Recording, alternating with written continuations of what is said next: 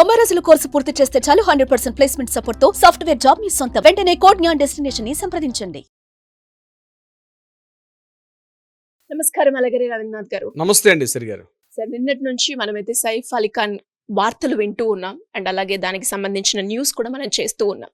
And ఎప్పటికప్పుడు మనం చూస్తూ ఉంటే ఆ కేసులో ట్విస్ట్ల మీద ట్విస్ట్లు అయితే మనం చూస్తున్నాం. ప్రజెంట్ ఉన్న లేటెస్ట్ అప్డేట్స్ ఏంటి సార్? సైఫ్ అలీ ఖాన్ నిన్న తీవ్రంగా గాయపడి లీలావతి హాస్పిటల్లో ఆయన చికిత్స పొందుతున్న విషయం అందరికీ తెలిసిన విషయమే. అయితే ఇందులో భాగంగా ఎవరి దాడికి పాల్పడ్డారనే విషయం మీద నిన్న మధ్యాహ్నం తర్వాత పోలీసులు, అంటే బాంద్రా పోలీసు, ముఖ్యంగా ముంబై పోలీసులు ఒక ఫుటేజ్ రిలీజ్ చేశారు. అందులో ఎవరైతే ఈ అగంతకుడుగా పాల్పడ్డా, అంటే ఏ అగంతకుడు అంటే ఎవరైతే స్టేప్ చేసినటువంటి పర్సన్ ఎవరైతే ఉన్నారో ఆ పర్సన్ ఫైర్ సేఫ్టీ అంటే ఎమర్జెన్సీ ఏదైతే స్టేర్ కేసు ఉంటుందో ఆ ఎమర్జెన్సీ స్టేర్ కేసుని దిగుతూ మనం ఒక వీడియో ఫుటేజ్ కూడా మనకి చూసాం మనం. అందులో ఎవరైతే అగంతకుడు కనిపించాడో అంటే ఆయన మెట్లు దిగుతున్నాడు, ఒక జీన్ కలర్ అంటే బ్లాక్ కలర్ జీన్ వేసుకున్నాడు, బ్లాక్ కలర్ టీషర్ట్ వేసుకొని ఒక స్కార్ఫ్ భుజం మీద వేసుకొని ఒక బ్యాగ్ కూడా తన హ్యాండ్ బ్యాగ్ ఒకటి పెట్టుకొని ఆయన మెట్లు దిగుతున్నటువంటి ఒక వీడియో ఫుటేజ్ మనం చూసాం. జస్ట్ ఒక సమ్ సెకండ్స్ ఉన్నటువంటి ఆ పర్సన్ వస్తూ కూడా సీసీ కెమెరా చూస్తున్నటువంటి ఆ ఫుటేజ్ మనం చూసాం. ఆ పర్సన్ ఎవరైతే కనిపించారో అంటే ముంబై పోలీసులు విడుదల చేసిన ఆ ఫుటేజ్ ఎక్కడ ఉందని చెప్పి ఎంటైర్ ముంబై మహానగరం మొత్తం కూడా ఉన్న సీసీ ఫుటేజ్ మొత్తం కూడా నిన్న పోలీసులు మొత్తం కూడా జల్లెడ పట్టడం అనేది జరిగింది. అందులో భాగంగా ఇప్పుడు అందిన తాజా వార్త ఏంటంటే ఆ ఎవరైతే అగంతకుడు, ఎవరైతే సైఫ్ అలీ ఖాన్ ఇంట్లో ఎవరైతే పార్టిసిపేట్ చేశాడో, ఈ దాడిలో ఎవరైతే పాల్పడ్డారుగా భావిస్తున్న ఆ వ్యక్తి ఎవరైతే అగంతకుడు అనుకుంటున్నామో ఆ అగంతకుడు ఇప్పుడు రీసెంట్గా మనకు అందిన వార్త ఏంటంటే బాంద్రా రైల్వే స్టేషన్లో అతను కనిపించాడు సీసీటీవీ ఫుటేజ్లో. ఆయన అక్కడ నుంచి వసాయ్ నుంచి నల్సాపుర వైపు వెళ్తున్నటువంటి ఆ రైల్వే స్టేషన్లో కనిపించాడు. బహుశా అతను వసాయ్ నుంచి నల్సాపుర స్టేషన్ వైపు వెళ్తున్నట్టుగా కనిపించడం జరిగింది. అంటే ఈయన బహుశా ఆ యాంగిల్లో చెక్ చేస్తాం. అంటే పోలీసుల దగ్గర ఇన్వెస్టిగేషన్ ఇంట్రాగేషన్ ఎలా ఉంటుందంటే pinch to pinch, hair line కూడా విడిచిపెట్టకుండా ప్రతిదీ కూడా వాళ్ళు ఇన్వెస్టిగేషన్ చేస్తారు. అసలు ముందుగా ఎఫ్ఐఆర్ నమోదైంది. ఎఫ్ఐఆర్ గురించి మనం మాట్లాడదాం, దాని గురించి కూడా మాట్లాడదాం మనం. ఎఫ్ఐఆర్ ప్రధానంగా ఎఫ్ఐఆర్ ఏంటంటే 311, 312 అంటే బిఎన్ఎస్ యాక్ట్ ప్రకారం 311 అంటే రాబరీ కింద చేశారు. 312 దేనికైతే ఆ రాబరీకి సంబంధించి ఒక పదునైన ఆయుధం వాడినట్టుగా మనకు కనిపిస్తుంది. అదేవిధంగా 331(6), 331(7), 331(8 ఇవన్నీ కూడా ట్రెస్ పాసింగ్ వీటికి సంబంధించినటువంటి సెక్షన్స్ కింద మాత్రమే ఎఫ్ఐఆర్ నమోదైంది.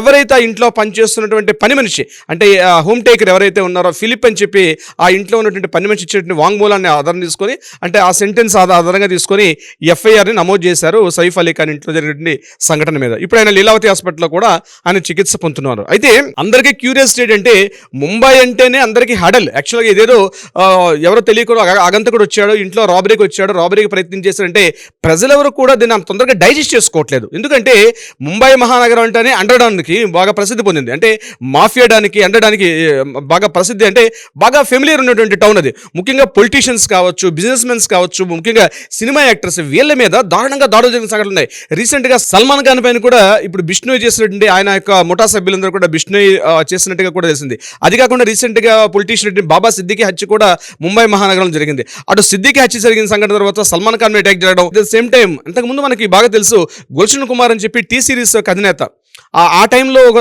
సంఘటన జరిగింది ఒక 20 years బ్యాక్.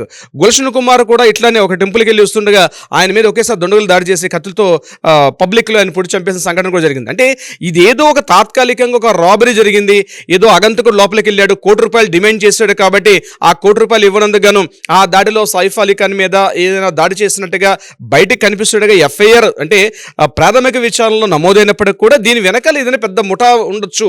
ఎందుకంటే అది మరో చోట జరుగుంటే అది సంఘటన వేరే విషయం. ప్రధానంగా ముంబై లాంటి మహానగరం పూర్తిగా హై సెక్యూరిటీ, అంటే పొలిటీషియన్స్ కానీ అదేవిధంగా నేను చెప్పినట్టు బిజినెస్ మెన్స్ కావచ్చు, సినిమా యాక్టర్స్. బాంద్రా వెస్ట్ అంటేనే హైయెస్ట్ రిచెస్ట్ ప్రాంతం అనమాట. మన హైదరాబాద్ ఎలా అయితే మనం జూబ్లీ హిల్స్, బంజారా హిల్స్ అంటామో ఇంతకు మించి ఉన్నటువంటి పవర్ఫుల్ ప్రదేశం అనమాట. అక్కడ పించు టు పించు కూడా సీసీ ఫుటేజ్ తోటి అనుక్షణం కూడా నిఘా నీడలో ఉంటుంది, అంటే సీసీటీవీ సర్వేలెన్స్ ఉంటుంది. అటువంటి ప్లేసులో ఒక అపరిచితుడు ఎలా ప్రవేశించాడు, అది కూడా 11th, 12th ఫ్లోర్లో సైఫ్ అలీ ఖాన్ తలకు హౌస్ ఉంది. అంటే ఈ 11th ఫ్లోర్లోకి ఎలా ఎంటర్ అయ్యాడు, అది కూడా సీసీటీవీ ఫుటేజ్లో హై సెక్యూరిటీ ఉన్నటువంటి ప్రదేశంలో. ఆ బిల్డింగ్ కూడా ఏదైతే మనం బాంద్రా వెస్ట్ నుండి ఈ బిల్డింగ్ చెప్తున్నాం, ఫార్చ్యూన్ హైట్స్ అని చెప్తున్నాము, ఇది కూడా హైయెస్ట్ రిచెస్ట్ ఏరియాలో, హై సెక్యూరిటీ ఏరియాలో.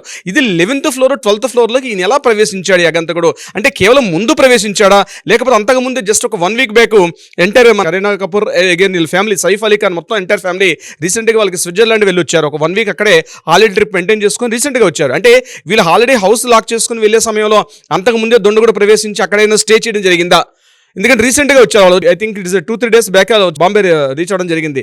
సో ఈ ఇంతకు ముందే ఆయన ఎప్పుడైతే అవుట్ స్టేషన్ ఉన్నప్పుడే ఆ ఇంట్లోకి ఏదైతే ఎమర్జెన్సీ వింగ్ ఉంటుందంటే అపార్ట్మెంట్స్ కట్టేటప్పుడు ఎలా ఉంటుందంటే మన ఫైర్ సేఫ్టీ అధికారులు తిరగడం కోసం చెప్పి లోపల వ్యాన్ తిరగడం కోసం చెప్పి సుమారుగా కాంపౌండ్ వాల్ దగ్గర నుంచి బిల్డింగ్ పిల్లర్స్ వరకు కూడా సుమారుగా ఒక 20 feet 25 feet కూడా ఆ గ్యాప్ ఉంటుంది. అంటే వ్యాన్ తిరగాలి కాబట్టి, అంటే ఒక బిల్డింగ్ కన్స్ట్రక్షన్ చేసేటప్పుడు ఖచ్చితంగా ఫైర్ సేఫ్టీ మెజర్స్ కూడా తీసుకోవాలి కాబట్టి ఇందులోనే ఏదైనా అంత హైయెస్ట్ టాల్ బిల్డింగ్ కాబట్టి ఏదైనా ఎమర్జెన్సీ జరగకూడదు, ఏదైనా జరిగితే కూడా ఎమర్జెన్సీ స్టేర్ కేస్ వేరేగా ఉంది అటువైపు నుంచి మిస్ అవ్వడం కోసం చెప్పి.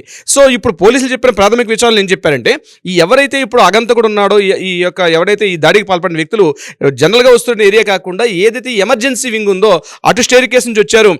అగైన్ మార్నింగ్ కూడా 2:33 ఆ స్టేర్ కేస్ నుంచి ఆయన బయటకు వచ్చినటువంటి ఆ దృశ్యాలు కూడా మనకు కనిపించాయి. అంటే ఆ ఏదైతే సేఫ్టీ మెజర్స్ ఉన్నటువంటి ఎమర్జెన్సీ ఆ స్టేర్ కేస్ ఉన్న ప్రాంతం నుంచి ఆయన రావడం జరిగింది. అంటే అక్కడ సెక్యూరిటీ పరిధి ఏం లేదా, అక్కడ సీసీటీవీ సర్వేలెన్స్, అంటే వందలాది ప్రశ్నలు. అంటే ట్విస్టులు ఎందుకు అంటున్నాం అంటే ఒక సెలబ్రిటీ, అదేవిధంగా ఒక ఫెమిలియర్ నటుడైన, ఇది కాకుండా ఆయన ఇటీవల కొన్ని చేసిన ఆయన పిల్లల విషయంలో కూడా ఆయన పిల్లలకు పెట్టిన పేర్లు కూడా కొంత వివాదాస్పదమైనవి. ముఖ్యంగా ఆయన కరీనా కపూర్కి సైఫ్ అలీ ఖాన్కి పుట్టిన పిల్లలకి పేర్లు కూడా చూడండి డిఫరెంట్ పేర్లు. తైమూర్ అలీ ఖాన్ పెట్టారు. తైమూర్ అంటే ఏంటి, భారతదేశం మీద అటాక్ చేసి భారతదేశాన్ని రాబరీ చేసినట్టు ఒక ప్రదేశం పేరు. ఎప్పుడైతే తైమూర్ అలీ ఖాన్ పెట్టారో తైమూర్ అలీ ఖాన్ మీద పెట్టగానే ఇమీడియట్గా చాలా సంఘాలు అప్పట్లో చాలా డిస్టర్బెన్స్ చేశాయి. ఒక పెద్ద వార్త దావానంగా కూడా డిస్టర్బెన్స్ చేశారు. ఎందుకంటే తైమూర్ లాంటి ఒక భారతదేశ దోపిడీదారు పేరు ఎలా పెడతారు అంటే ఇతను భారతదేశ వ్యతిరేక, హిందూ మత వ్యతిరేక అని చెప్పి కూడా వివాదాస్పద వ్యాఖ్యలు వచ్చాయి. తర్వాత రెండో అబ్బాయికి జహంగీర్ అలీ ఖాన్ పేరు పెట్టారు. జహంగీర్ అంటే ఏంటి, పూర్తిగా భారతదేశాన్ని బ్రిటిష్ వాళ్ళకి అమ్మేసిన వ్యక్తి, అదేవిధంగా భారతదేశంగా అనేక దోపిడీలు చేసి ఉన్నటువంటి వ్యక్తి, ముఖ్యంగా జహంగీర్ అని పేరు. సో ఈ రెండు పేర్లు పెట్టినప్పుడు మాత్రం వాళ్ళు చాలా వివాదాస్పదాలు, చాలా కాంట్రవర్షియల్స్ ఎదుర్కొన్నారు. ఎంటైర్ దేశవ్యాప్తంగా అనేక చర్చలు జరిగినాయి. అప్పటి సోషల్ మీడియా ప్రచారం లేదు కాబట్టి సోషల్ మీడియా రాలేదు, కానీ ఆ టైంలో చాలా కాంట్రవర్షియల్ ఎదుర్కొన్నారు, ముఖ్యంగా సైఫ్ అలీ ఖాన్. అయినప్పటికీ కూడా వాళ్ళు వాటన్నింటిని పక్కన పెట్టి ఆ పేర్లు కూడా పెట్టడం జరిగింది. అంటే ఇది ఒక కుట్రకోణం ఉందా ప్రధానంగా? ఎందుకంటే సైఫ్ అలీ ఖాన్ గారి మీద యాక్చువల్గా ఆయన కామన్ ఏదో నటుడిగా వచ్చి ఉన్నటువంటి పర్సన్ కాదు. ఆయన ప్రధానంగా ఒక నవాబ్గిరి ఉంటున్న ప్రాంతం, అంటే హర్యానాలో ఆయనకంటూ కొన్ని ప్యాలెస్ సుమారుగా 3,000 కోట్ల పైబడి ఆస్తులు ఉన్నటువంటి ఒక రాజవంశిక కుటుంబీకుడు ఆయన. పటౌడి రాజవంశానికి ఆయన ఏకైక వారసుడు ప్రెసెంట్ ఉన్న వాటిలో. తర్వాత పిల్లలు తర్వాత వచ్చారు. సో ఇప్పుడు లివింగ్లో ఉన్నటువంటి ఒక సెలబ్రిటీతో పాటు, అంటే సినిమా సెలబ్రిటీతో పాటు ఒక నవాబు ఉన్నటువంటి ఒక రాజవంశీకుడు 1977లో ఇందిరాగాంధీ రాజాభరణాలు రద్దు చేసేటంతో కూడా వీళ్ళు గవర్నమెంట్ నుంచి కొన్ని రకాల రాయితీలు కూడా వీళ్ళు పొందడం జరిగింది. అంటే సైఫ్ అలీ ఖాన్ ఏదో కామన్ మెన్గా చూడడం, లేకపోతే ఒక కామన్ సెలబ్రిటీగా చూసి ఈ జరిగిన సంఘటన చేయడం కాకుండా ఈ జరిగిన సంఘటన వెనకాల చాలా యాంగిల్స్లో వాళ్ళు ఎంక్వైరీ చేస్తున్న పోలీసులు ఎఫ్ఐఆర్ నమోదు చేసిన పరిస్థితి ఏదైతే ఉందో కేవలం ఇది బేసిక్, అంటే ఫండమెంటల్ ప్రాథమిక విచారణ ప్రకారం మాత్రమే ఈ ఎఫ్ఐఆర్ నమోదు చేశారు. కానీ దీని వెనకాల ఏదైనా ప్రధాన కుట్రకోణం దాగి ఉందా?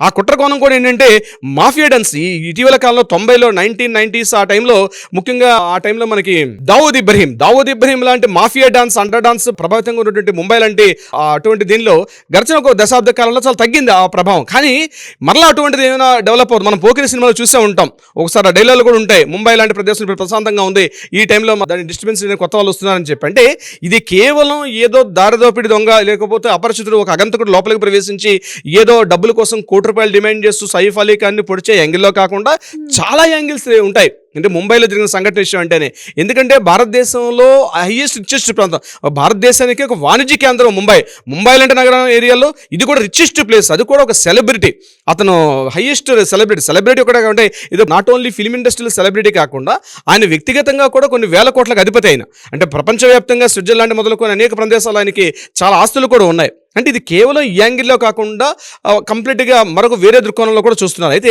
కంప్లీట్గా పోలీసులు ఏదైతే ఉన్నారో ఇండియన్ పోలీస్ వ్యవస్థ మాత్రం 100% మాత్రం హైలీ టాలెంటెడ్ పర్సన్స్ కూడా ఉన్నారు దీనికి సంబంధించి. అది ఏమి జరిగింది, ఈ అగంతకుడు దొరుకుతుంది డెఫినెట్గా. నేను కూడా విత్ ఇన్ కపుల్ ఆఫ్ డేస్లో కపుల్ ఆఫ్ అవర్స్లో అగంతకుడే దొరికేస్తాడు ఖచ్చితంగా. ఆయన ఎక్కడ దాక్కున్నా, అంటే ఎంత మూల నక్కున్నా సరే ఖచ్చితంగా బయటకే తీసుకొస్తారు పోలీసులు. కానీ దీన్ని అనుకునే యాంగిల్ తీసుకెళ్తారా, మీడియాలోకి వస్తుందా, అసలు దీని వెనకాల కుట్రకోణం ఏమి ఉందా అనే విషయం మీద కూడా పోలీసులు ఇంటరాగేషన్ అయితే చేస్తారు. అయితే ఏదేమైనప్పటికీ ఫైనల్ మనం చెప్పుకునేది ఏంటంటే, ఏదైతే ఈ సంఘటన జరిగిందో, ఈ ఎస్పెషల్లీ ఈ ₹1 డిమాండ్ చేశాడని చెప్పి ఆమె ఏవైతే ఇంట్లో ఆ పని మనిషి ఇచ్చిన ఎఫ్ఐఆర్ రిపోర్ట్ ప్రకారం చెప్పడం ఏంటంటే ₹1 డిమాండ్ చేశారని చెప్పి. ₹1 డిమాండ్ చేసినప్పుడు ₹1 ఇవ్వకపోతే ఆయన ఇమీడియట్గా అటాక్ చేశారు సైఫ్ అలీ ఖాన్ మీద. ఆ దాడిలో 20 దాడిలో ఆయనకి దెబ్బలు తేలే, నాకు కూడా దెబ్బలు తేలని చెప్పి ఆమె కూడా చూపించింది. ఆ ఇంట్లో పని మనిషి కూడా. అయితే ఇక్కడ సంఘటన ఏంటంటే కేవలం ఆ ఒక్క 4 గోడల మధ్య సంఘటన కాదు, ఇది భారతదేశంలో నుండి ఎంటైర్ సెలబ్రిటీస్కి, పొలిటీషియన్స్కి, బిజినెస్ మ్యాగ్నెట్స్ అందరికి కూడా ఇది ఒక హెచ్చరికగా జారీ అవుతుంది. ఏంటంటే ఇంత లోపభూయిష్టంగా ఉంటుందా మన సెక్యూరిటీ వ్యవస్థ, విఐపీస్ వివిఐపీస్ నివసిస్తున్న ప్రదేశంలో ఇంత లోపభూయిష్ట విధానంగా సెక్యూరిటీ ఉంటుందా అంటే ఈజీగా ఒక కామన్ మ్యాన్, ఒక లేమెన్ ఎంటర్ అయిపోయి వాళ్ళ ప్రైవేట్ రూమ్స్లోకి ఎంటర్ అయిపోయి, వాళ్ళ చిల్డ్రన్ రూమ్లో ఎంటర్ అయిపోయి కూడా అంత లోపభూయిష్టంగా ఉంటుందా? మరి సీసీటీవీ ఫుటేజ్ ఏం చేస్తున్నాయి? ముంబై మహానగరం లాంటి ఏరియాలో 24/7 హైలీ సెక్యూరిటీ పెట్రోలింగ్ నడుస్తూ ఉంటుంది. అంటే పోలీసుల కంట కూడా కనబడకుండా పనిచేస్తారా, లేకపోతే అక్కడైనా వర్కర్స్ పనిచేస్తారా, దీని వెనకాల నిజంగానే వైష్ణవత గ్యాంగ్ ఉందా? ఇన్ని యాంగిల్స్లో అక్కడ పోలీసులు ఎంక్వైరీ చేసే పనులు అయితే ఉన్నారు కంప్లీట్గా. అయితే ఏదేమైనప్పటికీ కూడా ఇప్పుడు మనం దొరికిన అప్డేట్ ఇన్ఫర్మేషన్ ప్రకారం ఏదైతే బాంద్రా రైల్వే స్టేషన్లో అగంతకుడు తాలూకా చిన్న చిన్న ఇమేజెస్ మనకు కనిపించే, ఏదైతే నిన్న సీసీటీవీలో నిన్న పోలీసులు రిలీజ్ చేసినటువంటి ఆ ఫుటేజ్లో ఉన్నటువంటి ఆ అగంతకుడు ఇప్పుడు మరలా బాంద్రా రైల్వే స్టేషన్లో కనిపించడం వెరీ ఇంట్రెస్టింగ్. అతను వసైట్ నల్సంపుర ఏరియాకి వెళ్తున్నట్టుగా ప్రయాణిస్తున్నట్టుగా కనిపిస్తుంది. కాబట్టి ఇంకోటి ఏంటంటే రైల్వే స్టేషన్స్ బయట ఆటో డ్రైవర్స్ గాను ప్రతి బస్ స్టాప్లో ఉన్న ప్రతి ఆటో డ్రైవర్ను కూడా పోలీసు ఇంట్రాగేషన్ చేస్తున్నారు ఈ అగంతకుడు తాలూకా ఫుటేజ్ సంబంధించి. ఏదేమైనప్పటికీ కూడా అగంతకుడు మరలా మనకి ఇమీడియట్గా రిలీవ్ అంటే అతను ఎక్కడో ఈ యొక్క సంఘటన జరిగిన తర్వాత అగంతకుడు బయటికి పారిపోలేదు. బాంద్రా రైల్వే స్టేషన్లో ఈ ఫుటేజ్ కనిపించడం మాత్రం రియల్లీ ఇట్స్ ఇంట్రెస్టింగ్. బట్ ఏదేమైనప్పటికీ కూడా ఇవాళ సాయంత్రం వరకు కొంత అప్డేట్ అయితే వచ్చే ప్రయత్నం అయితే జరుగుతుంది. దీని మీద ఫర్దర్ అప్డేట్ అంది నెక్స్ట్ ఎపిసోడ్లో మనం చేద్దాం. డెఫినెట్గా సార్. అండ్ గ్రేట్ ఇన్ఫర్మేషన్ మీరు అన్నట్టుగానే ఇంకా ఫర్దర్గా దీని మీద వచ్చే అప్డేట్స్ ఖచ్చితంగా మనం చేద్దాం. Thank you so much. Thank you so much Siri గారు.